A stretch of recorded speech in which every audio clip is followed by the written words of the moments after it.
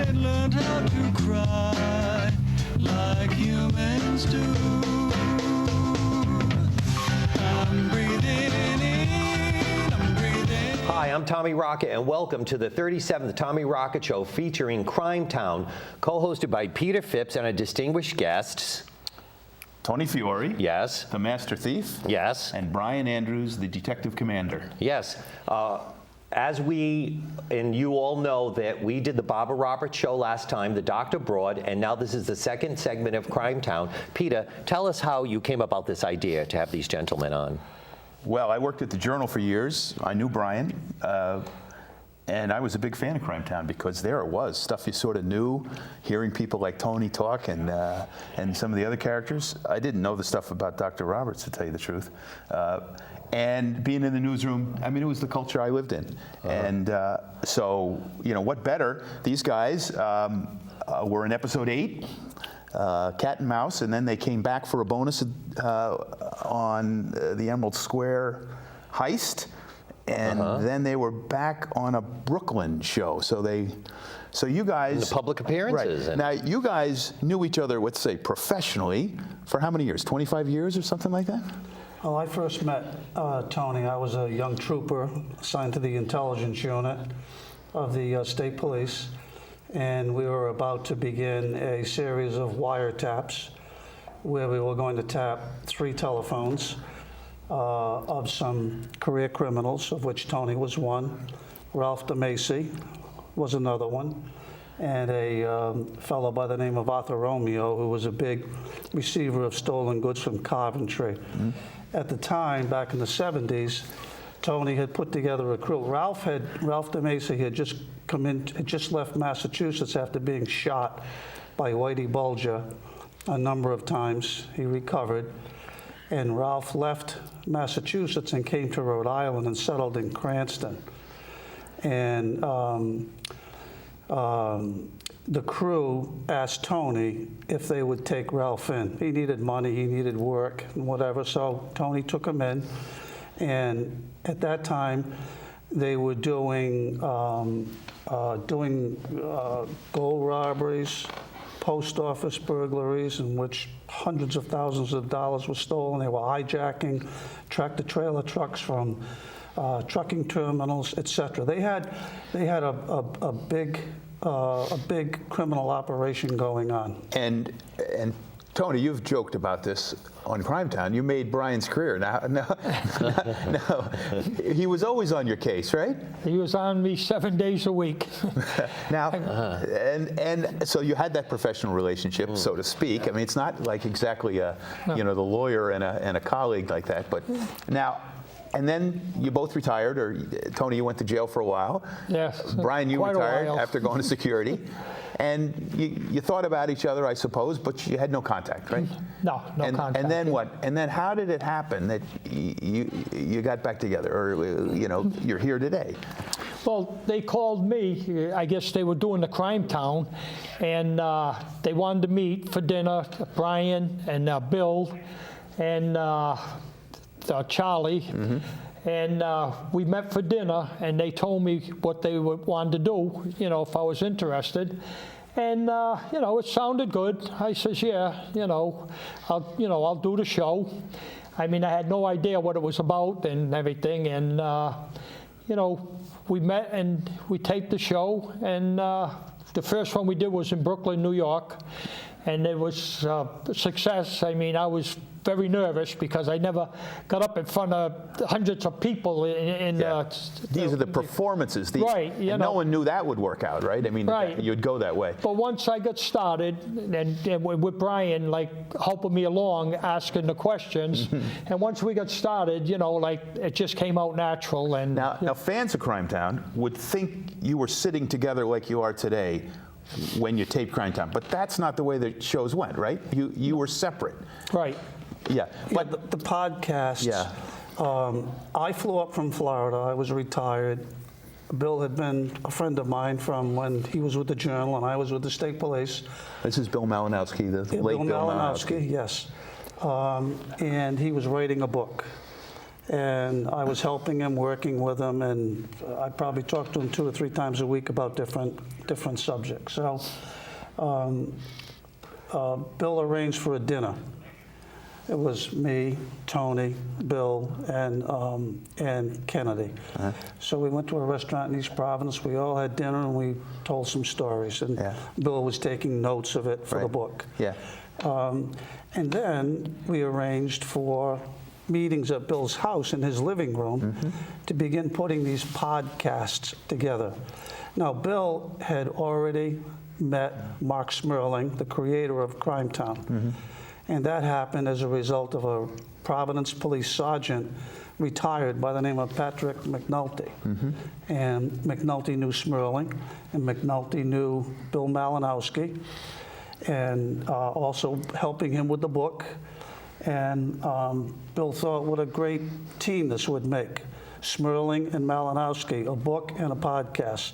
So it was McNulty that put everybody together. Yeah. And then we began meeting at Bill's house. We'd sit on the couch and Smerling would put out all of his recording equipment. But we did these recording sessions independent of one another. Yeah. In other words, I had no idea what Tony had said in his interview, nor did Tony know what I had said. Right. And we just kind of continued along throughout this process. There are, Tony, and you'll, when you listen to it, didn't it? I mean, you guys were telling the same stories.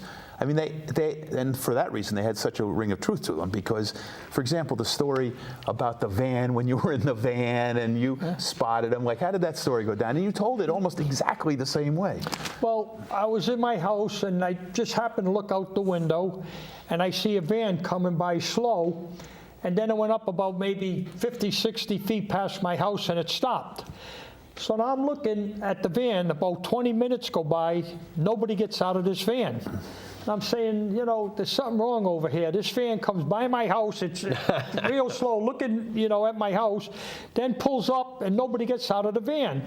So I go outside and I'm walking towards the van, and the back windows had newspaper. They were taped to the windows so you couldn't see in there and everything. So I said, oh, all right.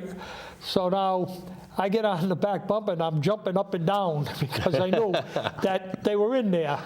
And then like I pulled open the back door and they were sitting on like little stools in the back of the van. Right, and Brian, you were present for this embarrassing moment, right? I was sitting in the back of the van. Now, as the story you tell on the Brooklyn show, you knew each other because you had another meeting. Your first meeting was as dramatic as a television movie could be, right? So what was that? Was after the Vanderbeck Khalees? Was that what? Actually, the first time was 1975 as a result of those wiretaps I told you about. Right. Tony and his crew in DeMacy were offloading a stolen tractor-trailer truck on some property in Cranston up in the woods. Oh, that's right. Yeah. And we were waiting for them. We knew they were up there. We could hear the heavy equipment. We were waiting for them down at the end of the driveway. It was about midnight. And they piled into their car and they drove down. And we were at the end of the road and we arrested them at gunpoint and took them out of the car. So you met at? That's where I met Brian. At the end of his. In 1975. Now, what's that introduction like when you're, Mr. Fiore, you're under arrest? I mean, you don't go through many. It was pretty exciting. It really was. It was absolutely exciting to arrest guys like Tony Fiore and Ralph DeMacy, and Bobby Papa was also in the car, another criminal. How long had you been chasing them? Well, we had those wiretaps. We had been on the wiretaps for maybe about 90 days. So there was 90 days worth of criminal activity with these guys doing some pretty big scores. They were looking at everything. I mean, everything was a target. Anything with a lot of money was a target for them during this wiretap period. So to arrest them at gunpoint in the commission of a crime like this, if you're a policeman, it was exciting. Red-handed. Red-handed, exciting. Now, Tony, your heart must also have been pumping, right? I mean, Well, it happened so fast, and you know, it wasn't one of my first arrests, so I was used to it. Was there any bloodshed? I mean, did anybody die or anything? No, we had them. I mean, we had them cold. They weren't going anywhere. you've always accepted your arrests, it seems. Yeah, well, like I say, anytime I got arrested, by the state police, which was quite often. I mean, they used to wait up the street in front of my house, and I'd come out of the house, and they would pull me over and tell me that they want me up the barracks, and they take me to the barracks and keep me there for 4 hours and then just tell me to leave.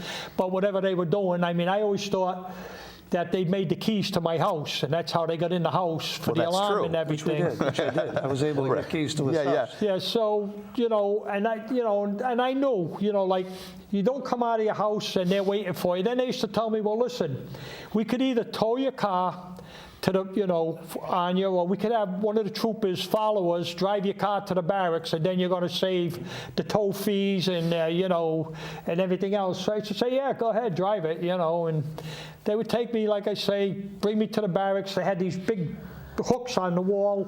They'd handcuff me to that hook, and I'd sit there for 3-4 hours, and then they'd come in and tell me, all right, go ahead, Colonel, he don't want to talk to you. And that was going on day after day till I had to finally, I finally had to get a lawyer to, tell them they're harassing me every day. But any time I got arrested by the state police, which I said, Brian was on me from when he started his career. I mean, I was always treated with respect. It was never, anything like, how they want to rough you up or this and that. He always treated me with respect. And, and any time I got arrested, I'd say, well, Brian, here we go again. You got me. How did they find out that you were doing these things? Like, how did you become, from in the beginning, you mean? Yeah, in the beginning. Like, how did you? I had sources. Confidential. I had some sources who were reliable sources who they were telling me what Tony was doing. But that van was part of the second major operation that I arrested Tony in, and that was a $10 million gold robbery in Lincoln, Rhode Island, at a place called Vennerbeck and Clace. Yeah. I was just starting the investigation at the ground level with a little bit of informant information, and it was leading up to an electronic eavesdropping order. I had to have a lot of surveillance and informant information. The van I was using to try and get up close to the house so I could see plate numbers of vehicles that stopped, take photographs or whatever of people that went in when he caught me. But we'll get back because we're now at the end of the first segment of the Tommy Rocket Show. Not to interrupt you, but stay tuned for the second segment, and you'll be glad you did. Behind the beauty lies the beast.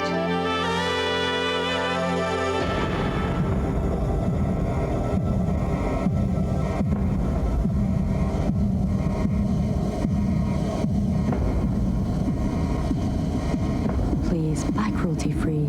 For more information, call the right people for the ethical treatment of animals. P.O. Box 42516, Washington, D.C. 20015. Hi, and welcome back to the second segment of the Tommy Rocket Show with Peter Phipps and Crimetown. Peter, what's next?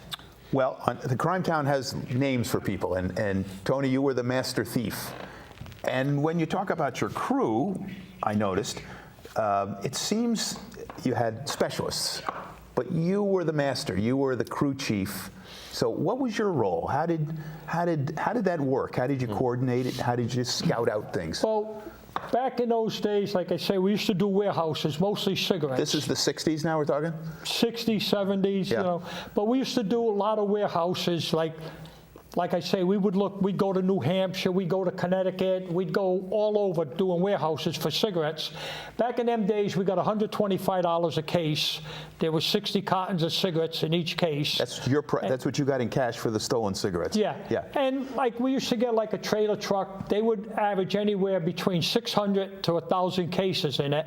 I mean, I would go to a warehouse and I would watch the trailers load up. And you could Not just once, though, right? You didn't just do it once. Every day. Yeah. Every day. And I would go and watch the warehouses, and you could see the trailer back up, and you could actually count the cases going on because they'd come down the runners and go on to the truck, and they would stack them up. And then, on a Friday, we knew that truck was going back to the terminal because we'd go down there and sit there 3, 4 o'clock. Now, the truck would load up the cigarettes, and it would go back to the terminal. Terminal in in North Carolina or something, or No. In Rhode Island, Yeah, yeah, yeah. Massachusetts, New Right. Hampshire, wherever. Yeah. And we would follow it back to the terminal. We'd get the number off the truck. They got big numbers on the back. And we knew it was going to be there all weekend. So we would go there Saturday night after everything was closed. They work a half a day maybe. And we would take the trailer out of there. Take the trailer. You'd steal the whole trailer. Yeah, steal the whole trailer. But they would also sometimes have to bypass a burglar alarm system to get into the yard to take the And that's trailer. where Yeah, we had your bug man came into play, right? Yeah, at the time, it wasn't Bucky. It was another friend of mine, Owen Lyons, out of Cranston. And, I mean, he was good on low voltage alarms. I mean, it was nothing like Bucky. Bucky, I mean, could take down an ADT alarm, one of the best there is. But you need a lot of equipment for that, which they have, like, their alarms might have modules that oscillate different voltage. So if you put your pack on there with the batteries to match their voltage. Because you have to bypass it and Yeah. disconnect it. You just can't cut it, right? No, you got to bypass it first. Then you cut it going to the street, so that But it now when you're in appears the to be building, live. right? I When see. you're in the building and you make your entrance, now that alarm's going off. It's going to your pack, because now the alarm from the pole, from the building to the pole, is cut. So And the alarm company thinks it's live because Right. you've wired it to this dummy yeah, pack. because they got meters that Yeah. they're watching at the desk. If that meter just fluctuates a little, that alarm's gone. They know that that's something. But anyway, you Now, know. he had his own telephone company truck that they would go out to the pole with where the alarm fake wires truck? appeared. You had a fake regular truck too. We I had a bought a fake regular truck, so phone. we had to we So- used our truck to put the wire tabs Right. together. And he used his truck to do the same thing, He right? took him to take the alarms No apart. wonder you guys are friends. How did you get a telephone truck? Well, we bought ours. I bought mine too, but it was like, when they're done with them, you know, they buy new trucks. Some, like, lot might buy 5 of them, 10 of them, you know, and at the time they'd sell them for $250, $400. They were old, you know, but, you know, they were still. So I used to, you know, pull up to a pole that we want to check the alarm. We put out the cones of the street. I'd have the yellow hat on and everything. And I would stand there, and Bucky would go up on the ladder and read the alarm, like we were phone people. And right in the daytime, right while they were open, we'd go right in there. and, Nobody you know, knew. No, you know, it was a regular, like the phone company does, you know. Right. So your job was to get the jobs and to case the job, right? Well, like I say, we were doing the warehouses, like the cigarettes. Yeah, yeah. A lot of times televisions, stereos, back in them days was big. But now you've got these truckloads of stereos. You've got to go out now. You've got to hustle them, sell them and everything. But I was always into precious metals. I used to get jobs in jewelry companies. And I would go there and work a week, 2 weeks, and I would steal the gold, the scrap gold, or their jobs that was, you know, on the counters. I would get maybe 600, 800, 1,000 a day. You know, Didn't they run you through some metal detector on the way out? well, they had, some places had, like, you know, security guards. They would check you. But what I used to do is I'd always get around. I'd go say to the guy, listen, this floor's a mess. You want me to empty the garbage and everything? I would throw the gold in the garbage, and I'd go out and throw it in the dumpster. You know, I'm wheeling it out in the barrel. And then I would, you know, throw it in the dumpster. Then after we got out of work and everybody's gone, I'd go to the dumpster and get But it. meanwhile, you're casing the joint. You're casing the joint for something else, right? Well, you know, right now I'm in there to see what they got, Yeah. what kind of vault they got, what's the kind of alarms they got, because the boxes are right in there. And I would work in them places, you know, a couple of weeks. You know, I'd probably get 10, 15,000 off them in a couple of weeks. Then we'd go in and rob them on the weekend. I mean, we shut the alarms down. You get $10,000 to $15,000 just by your garbage routine. Yeah. And a lot of times I could just walk out with it, you know, it depends. Did they Some know places- it? Did they complain? Well, they would look for the jobs. Like, when I went to Pease and Curran, Yeah, let's talk about Pease and Curran. That's a big one. yeah, when Yeah. we went to Pease and Curran, I went down there and applied for a job. And, you know, they hired me, you know, $2 an hour, you know, but I just wanted to get in there. I didn't care if they gave me 50 cents an hour. But, you know, I went in there, and now I'm working every day in there, you know, and I'm grabbing big, you know, gold things that they're ready to refine. But I would take it. They would be in bags or boxes, and they'd have a sticker in them. And then they start coming around. Where's this job? They look at to smelt it and make bars out of it, and they can't find it. So right away, this old woman was in the office, and she's saying, we never had nothing missing until you hired him 2 weeks ago. Now every job's missing, And So they fire you? no, not then. They just kept saying, well, we're looking all over for this job, and we don't know where it went. And she said, it's him. Ever since he's been here, all her jobs are missing. And she. Her whole life was in the office. She had all these plants. I mean, the whole office was plants, and she used to take care of them, water them, feed them, and then at night when the place closed, she would, put the radio on for the plants. They needed music. But anyway, She wasn't stealing gold, though. No. So we're ready to leave one night. I'm there probably about a week, and 4 o'clock comes. We're ready to leave. And I see the forklift coming out of the smelting room with these big bags of gold on them. And I'm looking, he goes out to the back dock, and he drives and puts them on the truck. They shut the truck, and it had a BAPCO alarm. And I said, holy Jesus. I says, he can't be leaving that out there in that truck. So now everybody goes home. I go up the street, and I sit there for about 3 hours, and that truck is still there. Now, the next morning, he's going to New York, like 3 o'clock in the morning. He's going to bring it to New York. So now, I called my friend, Lyons. He used to be our first alarm guy. And I told him, I said, hey, Clay, listen, there's a truck in the yard. I said, it's got all these big bags of gold in it. And I says, it's got a BAPCO alarm. He said, all right. He says, we'll go in and get it. So what he did was, the alarm's underneath the truck, and it's got meters on it. So he got a coat hanger, and he just cut it for both ends. So he had a rod about this big.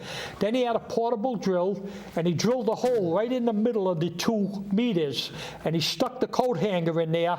Then when we opened up the door, the alarm went, but the coat hanger jammed it. So you could hear this big hum, and it burnt out the batteries within a matter of 5 minutes. It burnt it right out, so now the alarm was dead.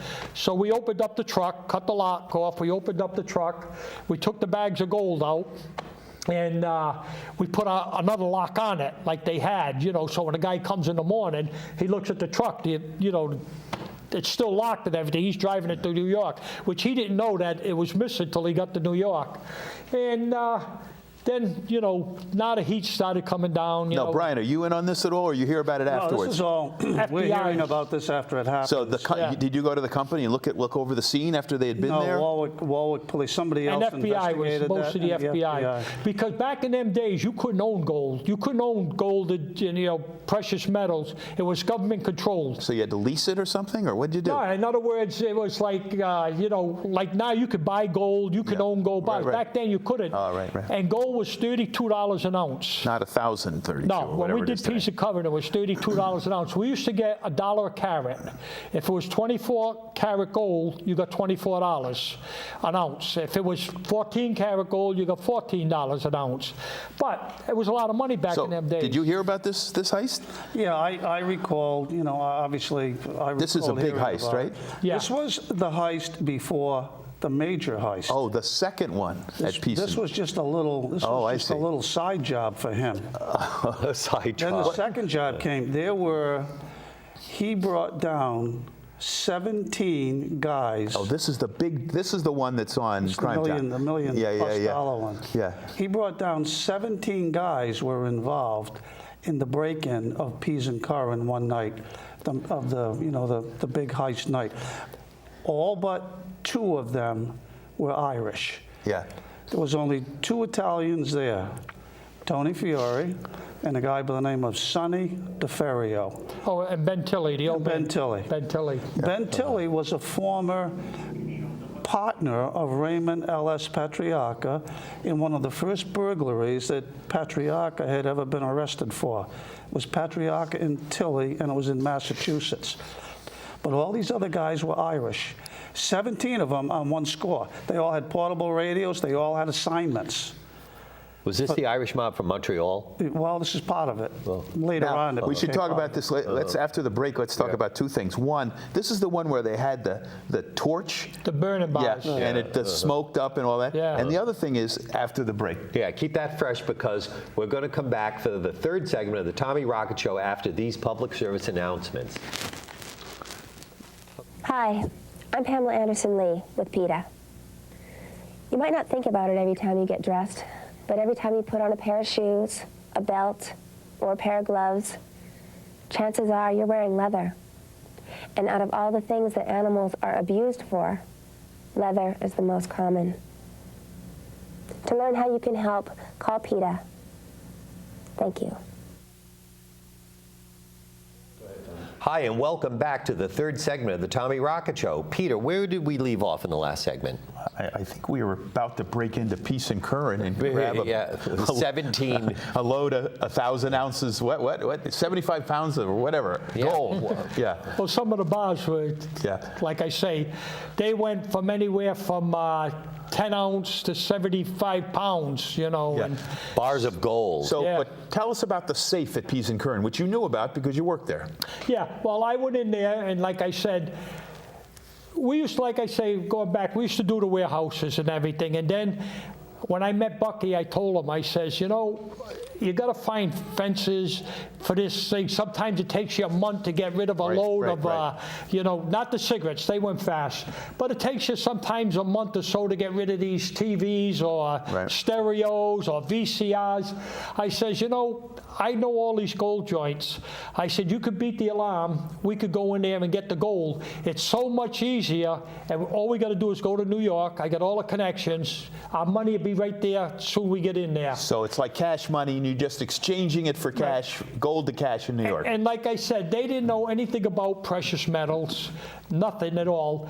And I used to go in and set the places up, and I'd always have to go in because I knew, like, you might have gold fill, you might have brass that looks like gold, and you're taking all this stuff, it's worthless. But I knew what the precious metal was, so I had to go in on every score. I'd have to be there in the building. And you're managing it too. Right, and so now when I got the job at Pease and Curran, then I got those bags. He's not only scoping out the inside, surveillance cameras, which doors are alarm contacted, the police, the lighting. He's also doing a surveillance from the outside. Meaning? He liked to find places that were where there was a wooded area around them. Different things like that. Someplace that was out in a wooded area. He'd do surveillance, look for what time they show up for work, the cars of the people who had different jobs in Pease and Curran. I mean, he put an enormous amount of time. Did you take notes? Yeah, like when I did Pease and Curran, they used to close, say, at 4 o'clock. Now, the week we were going to do them, which was Memorial Day weekend Get coming an up. extra day, yeah. You know, that was like they used to kid, Brian, they used to kid and say it was my Christmas, Memorial Day weekend, because that's when we did our biggest scores, because you had that 3-day weekend. And before we did Pease and Curran, I sat in the woods from 4 o'clock in the afternoon when they closed till 7 o'clock in the morning. I sat in them woods and watched that building for 6 straight days to see, you know, if they make rounds, if they, like the alarm company comes and makes a round and goes in. If the cops come by, they check the building. I sat in them woods for 6 days from 4 o'clock in the afternoon till like almost 7 in the morning. And so your plan said you needed 17 guys. And No, that was Bucky. Bucky took care of all the Irish guys and everything. Like, everybody needed money. They were all broke. And they really wasn't capable of going out and really setting up a score. Like I mean, they were all drinkers. I mean, all they wanted to do was drink at night, you know, and, you know. I mean, some of these Irish guys that came down were dangerous guys. They had long criminal records. These were career criminals. These were some bad guys out of Massachusetts, really bad guys. How did the state troopers become privy to this? Well, because I studied him. I mean, I did a lot of work on him before I even went after him. I studied him for months. I used to look at, back then, whenever everybody had a telephone, a landline in their home.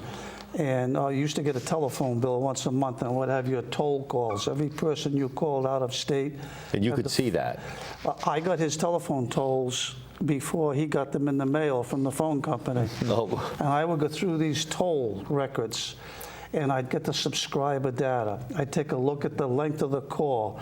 He hung up at hung up from Bucky Barrett at 6:12 p.m., and then he called James Michael Murphy at 6:19 p.m. They So you talked knew for something 6 was minutes. cooking. I knew. You could tell. I could tell just by reading his tolls what he was doing. And then I went to Massachusetts and I surveilled all of these, or the state police surveilled all of these places and the people, and we got to know them. So it was learning. He was so sophisticated. We had to know everything we could possibly know about him in order to catch him. Now, how did you know? You knew that the safe at Pease and Curran was a piece of work, a solid piece of work, right? Well, it was a regular bank vault. Same like if you went in the bank and you see that big vault with that big turn handle and all, that's what it was. So you're not going to burn that open with torches or rip it open with bars. Because when you go across with a torch, after that stainless steel door, there was sheets of copper. So if you were cutting it, the copper would melt and solder it right back together. And you're not going to rip it, with bars. So we needed the burning bars, which that's cutting anything. I mean, that's going through anything like butter. It's a magnesium torch, basically, a big-time magnesium torch. But what happens, they throw so much smoke. I mean, it looked like the whole building's on fire. So when Bucky lit them and he went right across the vault and cut it open, this place was like you couldn't even see in there. So we had to open up all the big overhead doors, all the doors, and get the fans that was inside that they used to use in the smelting room because it was so hot. And we had to plug them in and blow the smoke out. Now, we had guys watching from each end of the street because it was all woods, and they could only come in from two ends. And if anybody's coming in, we had guys in the woods on walkie-talkies to tell us that they're coming in. So now I'm standing on the dock with these doors open with all this smoke blowing out. 2 in the morning. Or 3 in the morning or something. Yeah, and all of a sudden I hear this noise coming, and I look, it sounds like a car. I look, it's a cop's car. He comes flying right by the building. And, we're calling the guy on the walkie, one to base, one to base. What happened? What the cop just come by. What happened? Oh, I fell asleep. So now we shut the doors. We shut everything down, and we got out of there. Now we went in the woods, and we hid in the woods, and we waited about an hour because we figured now if he did see us or seen what was going on, they're going to set up and surround us in there. So we waited about an hour, and nothing happened. We went back in. By that time, the smoke was starting to die down. And you completed the score. Yeah. And you hauled out. What value of gold did you get out of that place?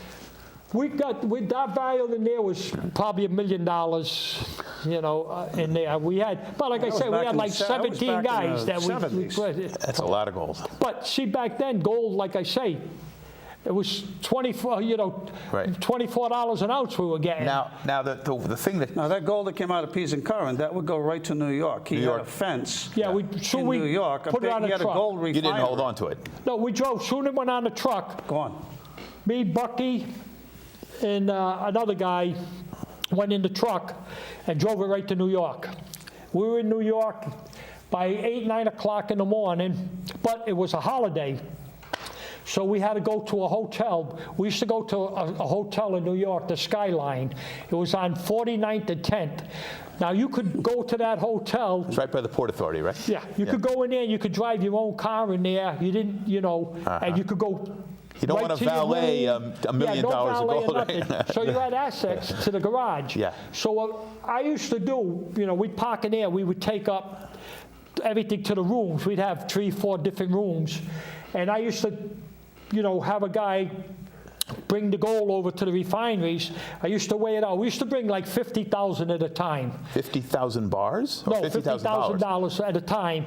And the guy, would take it. Now, he had to remelt it because, you could have phony gold. You could have brass in between and gold on the top. So they would remelt it and put it into And their own what would they bars. pay you an ounce? $1 a carat. which is like, how does that compare to the $32 an ounce? Well, we got $24 because it was $24. I see. If we got a check, I see. if we took a check, we could get like another $2 to $4 an ounce. Depends As who I opposed to dealt with. cash. But you can't, you can't take a check because he was giving us like, we'd bring over 50,000 in the morning, and by noontime we'd go and get the 50,000. We'd give him another 50,000. He'd smelt that, and the next morning. Right. But we had everything weighed. We used to weigh it because. Right, but he's getting his gold like 30-40% cheap, so he's not asking you questions, right? No, they know. They know. I mean, I was introduced to them, and they know. I mean, like I say, you couldn't own it. Where are you coming up with $1 million worth of gold? And how do you find guys like that? I'd have trouble meeting that guy. Well, they must all know each other. Right? The organization helps with that, Yeah, right? well, I had a lot of friends in New York. I still do, So, and it's like you could get anything in New York, anything. Yeah. Money's no problem there. But the reason the gold was here is because they made jewelry here. Yeah. Right? Well, see, Rhode Island used to be the jewelry capital of the world, So it's perfect for a guy like you. Every other building was a jewelry. Yeah. And now, In Oneyville had a lot of jewelry. I really got to find these places, and we went through this, like even like Vanderbeck and Calais. I used to go down to Biltmore Hotel. For the jewelry show. Right, well, they used to have in the lobby, they used to have all these books, in the book rack, and they used to have these Jewelers Board of Trade. And in that book, it was like one of them street guides, actually. Yeah. And you would open it up and it would tell you every jewelry company in the country and how much they had on hand. They would actually list, how much was in their possession at the time. Perfect for you, right? That's how I found Vanderbeck and Calais, because it was a new company. And I'm looking in the book, and it says Vanderbeck and Calais, Lincoln, Rhode Island. I said, wow, because I knew every jewelry company there was from here to New York. And I'm saying, wow, this is new. And I went up there and looked, and it was right next to the North Central Airport, all surrounded by woods, nothing but woods. I said, wow, this is it. Perfect spot for him. Yeah. Perfect. You think they And put those things? his lawyer lived in a house. His criminal lawyer at the time lived in a house less than a mile from Vanderbeck and Calais. And he used his lawyer's house as a base of operation to burglarize Vanderbeck and Calais. He stored his God, tanks, that's beautiful. his torches there. Yeah. All the tools were stored in the lawyer's garage. And we state police arrested two of the guys that were trying to break in. We surprised them. They would end up jumping them, and they ran off in the woods. And we chased him back to his lawyer's house and arrested him in the lawyer's driveway. Peter, we have 1 minute left in the third segment. Do you have one last question for these gentlemen before we end this segment? Well, let's get this patriarcha thing out. Like, what kind of a week-to-week relationship did you have with Raymond? Good. I mean, I went to school with Junior. We were friends in younger days. And Raymond, always said, well, he's got to make a living, because I had a lot of guys used to go complaining, that I did this place that was friends of this one, that one. And he said, well, he's an outlaw. He's got to make a living. Raymond says this, yeah. He says, I don't control that, he says. And he was a fair guy. Right, he was. Yeah. But occasionally you would pay tribute or something like that, right? But, I mean, he was very fair and very honorable, and it was a guy you never lied to. So if he asked you something, and if you did it, then you better come and say you did it. Or it was not good for you. No. No. But he was very fair. Yeah. So. Well, we're at the end of the third segment of the Tommy Rocket Show, so stay tuned for the last segment after these public service announcements. Hi, I'm Alicia Silverstone with PETA. When it comes to animals, there's no need to be a classroom cut-up. Use your right to refuse to dissect frogs, cats, pigs, even worms. Contact me at PETA for information on exciting, humane alternatives to dissection. They'll help you make the grade without using animals. Remember, biology is the study of life, not death. Thanks. Hi, welcome back to the fourth and final segment of the Tommy Rocket Show with Crimetown and Peter Phipps. Peter, continue.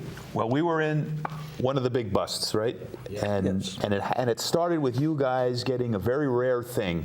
You broke into his house and put bugs in the house. Correct. And that led to a number of arrests, right? Correct. The microphone investigation took probably 6 or 7 months to put together enough probable cause to surreptitiously break into his house. We installed 5 microphones inside while he and his wife were out for the day. And I had a command post on the 2nd floor of a house on the other side of his street. He got caught me in the van once. That was never going to happen again. So I found a 2nd floor apartment where we could put all of our specialized camera equipment in and all the receivers for the microphones. For the conversations, it would be sent out via radio frequency radio RF, right. to our receivers. Now, Tony, you knew your phone had been bugged, but you did not know there were microphones in your house, No, and that absolutely led not. you to panic, right? So Brian, how do you get the big arrest out of this? Well, he didn't find out until about the microphones until sometime later. Yeah. Because now he's putting together this $10 million robbery at Vennebeck Place. Yeah. All these guys are coming down from Massachusetts. All these Irish guys. Well, 8 of them. Right. He had already read the wires. They were ready to go. They made 2 passes, one on a Friday night and the second one on a Saturday night. And the state police stayed inside the building on Friday night. We were going to arrest them when they broke in, after they bypassed the system. They didn't finish the job Friday night, so they came back Saturday night. We were in the woods in kind of an ambush type deal, waiting for them. Mm-hmm. They got dropped off at the lawyer's house. They came up on the spot. The bug man went down to the alarm, down to the manhole, popped the manhole, had a portable radio, checked the wires, told Tony on the radio, he said, everything's golden here, it's just the way we left it. Tony said, go back, I got a problem on my end, because he's chopping over 60,000 telephone lines at different telephone poles in Warwick and Lincoln to knock the alarm company right or completely offline while they do the break-in. So while the bug man was on his way back up to the wooded area, he stumbled on our team. So there was a big chase. Everybody took off running, all 8 of them. They went in all different directions. By North Central Airlines there, or all Airway. in the woods up there. Yeah. We chased them all night long in the woods, and we grabbed most of them. We let him go because he was on the outside. We had the microphones in his house. We knew we could tie him in to the case criminally. Barrett got away on us, the bug guy. The rest of the guys we arrested. And then fast forward, he gets convicted. He went to the ACI for 10 years on Vennebeck Place. And he got out in the late 80s. His bug man, Bucky Barrett, had been killed by Whitey Bulger. He was one of Whitey Bulger's victims. And Tony no longer could do the gold robberies. His bug man was gone. So Tony puts together an armored car robbery crew. And they begin to go out and knock down armored cars. And the armored cars, they were carrying these were $1 million. Now, you did a small one first without incident, or 2 or 3? How many did you do? He did a bunch of them. Yeah. But he spent a lot of time surveilling the armored cars. He even had a woman that was part of his crew who was a makeup artist. Yeah. They would have an actual kit where he would have wigs and makeup. Oh, so you couldn't be identified from one to the other. You can't just walk towards them. Like, in other words, like, they're in front of a bank, they're going to pick up money or drop the money off, and you just can't walk towards them with a ski mask and a gun in your hand because they're armed. You got to get the jump on them. Right. And you got to overpower them. Like, they got a pistol, say a 357 or whatever they got. Well, if you walk up towards them with a pistol, their first instinct is to go for their weapon. So you got to go up with them like with a, I used to have an AK-47 or, you know, sawed-off shotguns or something that scares them. I mean, they're looking, I used to have the AK-47 with the double clip, you know, one upside down. So, you know, if you ran out of the first 36 rounds, all you had to do is pull it out and jam the other one in. You got another 36 rounds. You ever use this in a crime? What's that? Did you ever use this AK-47 or just show it? No, you know, I mean, we had a couple of times they shot at us, and a couple of times we shot, you know, so, Yeah. but, you know. But you knew But it this was a Emerald Square was going down, right? Yeah, I had an informant again. I put an airplane up that day. He had already stolen 2 cars to do the job. And the state police and the FBI put together a team, and we got on him that day, the day of the actual robbery. Because So, when the stolen cars move, that's the day of the job. Right, I heard.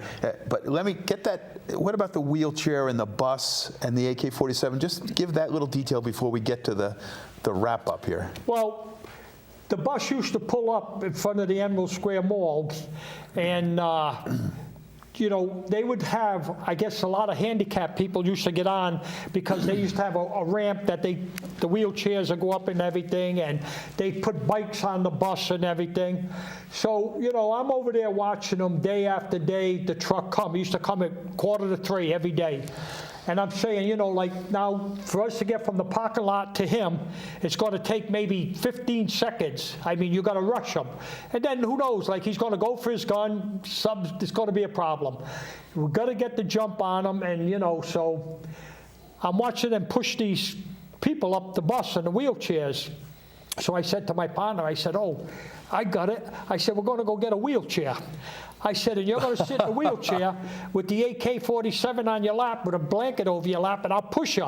And I'm going to push you right towards the guy when he comes out of the van, because he used to pull a hand truck with like 5 or 6 bags, and each bag had 90,000 in it. So I said, and I'll just push you right towards him. I said, and we got the jump on him. So that's a good idea. So I go up to the hospital, and I go running in. I said, I think my wife broke her leg. I said, I need a wheelchair. Oh, over there, go get one over there. They're in the hallway. So I pushed the wheelchair out of the hospital, put it in the car, and take off. You wouldn't pay for anything. You got to steal stuff, right? No, where you going to get a wheelchair? You can buy one. Oh, yeah, but you got to go for $600-800. I see. Yeah, right. But, So this is you Emerald know, Square we're talking. Yeah. We're working on a So did budget. you know about this wheelchair thing or no? No, we watched him. Our That was the surveillance, first robbery. Yeah. Our surveillance watched him steal one vehicle. Yeah. So we knew he was going to do an armored car. We just didn't know when or where. So it was a Right. matter of surveilling him every day with an airplane, because there was only one way to follow. Did you know there was an airplane flying over your head? No. No, he didn't know, no. because we were up too high and the airplanes are quiet. Yeah. That airplane would be up there for hours following him, doing a big circle while he's going around looking at armored cars, doing this and doing that, putting this job together. That's pretty extensive Yeah, surveillance. he did not know the airplane was up there. Now today you would probably put something on the car that would give the GPS for everywhere it is. I mean, you might. Yeah, they had They had that. them back in them Yeah, days, they had too, them back but in those days. we used to check. Yeah. But they weren't reliable. The equipment you used Yeah. was So flimsy. the day of the big Emerald Square heist, what was planning on your end, and what were you guys doing? Well, the guys come to my house about 5 in the morning, and we moved the cars out of my garage. I had a Jaguar and a Jeep, because we were going to go up the hill and back of the mall. It was a steep embankment. And Needed the Jeep. yeah, because we knew from a previous robbery that they were going to block the exit going into the mall. The armored truck would just go right down there and block the exit. There was only one way in and one way out. So what we did is we went behind the mall in the parking garage, and we had a good car there, and we had a stolen Jeep that we drove right up that hill. And we had a stolen car up there that was our second getaway down to the Ann and Hope in Cumberland. And we went in the back where, This is your plan. yeah, and we went in the back where employees parked. Nobody parked there. There was a few cars and trucks, and we had our good cars there. So now we'd go there with the stolen Jeep, take the guns, and we had a pickup truck there. that we just threw the guns and everything in there, Right. and then I took the money All right. and went to. Now, the day of the robbery, two things you noticed. One, you noticed there were crawling with landscapers, right? These were your guys, right? But he claims But that you know wasn't what? them. That was not us. No? We had no landscapers. Oh, so that was just a quid, but When it we gave you a pulled funny feeling, when we right? pulled into that parking lot, they had a little strip that subdivides the driveway, one for coming in, one for going out. And there was a few bushes in there and like a little grass. There was like 6 guys working in there. They were all standing in there and everything. And I said, when we pulled in, I said, there's something wrong here.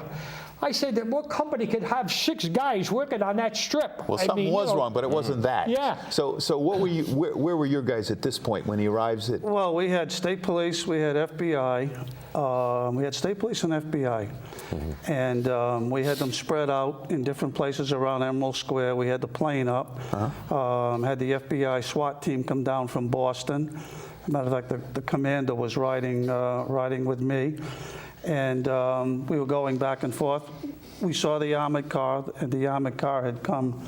It was Good Friday. It came early. Came early. That was a early. bad thing for you, right? Yeah. It came early. So he came in and he ends up taking a pass because the timing was off. The armored car had come early. Right. We have less than 2 minutes, not to interrupt, but we have less than 2 minutes, so. But that didn't stop you guys from moving. No, because now I got to make a decision. He's going back to his staging area with the stolen cars and the weapons and all the guys. And I made a decision that, you know what, we can't go through this again. We got to take these guys down now while we have them. Because you had a conspiracy case here. We got the weapons. So we pulled into Ann and Hope. The plane was still up, and I called I called State Police Headquarters and called a code red, which meant nobody in any state police car in Rhode Island could use their radio to talk because we were in a dangerous situation. They're on, we're on. It could have been a disaster. So I called the takedown, and we took them down perfectly. Like he got the jump on the guards, we got the jump on him before his guys could pull out any weapons, and we end up in a firefight there in the parking lot. Which didn't happen, thankfully. Right, and he went away for over This is 20 your years. last. This is your last and your longest stint. Was it federal or ACI? Federal. Yeah. 1 minute left.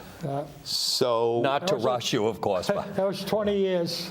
and total in your life you spent 30, Yeah, a little over 30. which is about what? Not quite half your life, huh? Well, I'm 74. I got a little over 30 in. It was, well, all my adult life, Right. Now, the one thing, in closing, the one thing that strikes me, and it strikes me from our conversations today, and it struck me listening to Crimetown, there really is no hard feelings between the two of you guys. No. It was like I said, I considered what I did a job. I had family to support. And that was your job. I had, And it was my job to do what I did. So, some days I won, Right. and some days That's he right. won. like on that Cat and mouse. last day, Brian, when they got me, I said, Brian, who the hell is that with you? It was an old guy. He said, he's head of the FBI, I guess, is there. I said, wow. And he said, Tony, this is the end of it. I said, it looks it, because he knew that gun was a 20-year sentence alone, just a gun, Having that in the commission Yeah. of a crime, yeah. I mean, it was a machine gun. It was a 20-year sentence, 25-year sentence, Right. So do they refer to you now as cat and mouse when they do the? Some people do, yeah. Yeah, the cat and mouse. It's a great story. I mean, I wish we had more time, unfortunately. An hour goes by quick when you're having fun. Peter Phipps, great interview. Gentlemen, I can't thank you enough for coming. Thank you to the Rhode Island for watching Tommy Rocket's episode of Crimetown #2. And stay tuned for the next, and you'll be glad you did. Hi, this is Bill Maher, Politically Incorrect. I can find humor in almost anything, but one thing I never laugh about is cruelty to animals. If you don't get the joke either, write People for the Ethical Treatment of Animals, 501 Front Street, Norfolk, Virginia, 23510. Hello, I'm James Cromwell. In recent years, the emergence of factory farms like this one has meant bad news for pigs. The largest U.S. slaughterhouses kill 1 pig every 3 seconds. Such an accelerated speed means that millions of animals have their throats slit or are dropped into scalding tanks while they are still conscious. Pigs are sensitive, intelligent animals. Please do your part. Stop eating pigs. Thank you. People go, fish don't have feelings. I'll go, have you ever seen a fish gasping for breath when you take it out of the water? They're saying, thanks a lot for killing me. It feels great, you know? No, it hurts. Hi, I'm Mike Farrell. We hear a lot about youth violence today, what's causing it, how to stop it. We now know that people who do violence to others often begin by abusing animals.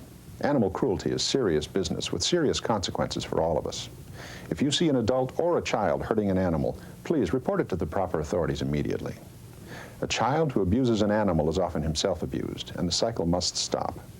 For more information, contact People for the Ethical Treatment of Animals. Thank you. Hi, I'm Pamela Anderson Lee with PETA. You might not think about it every time you get dressed,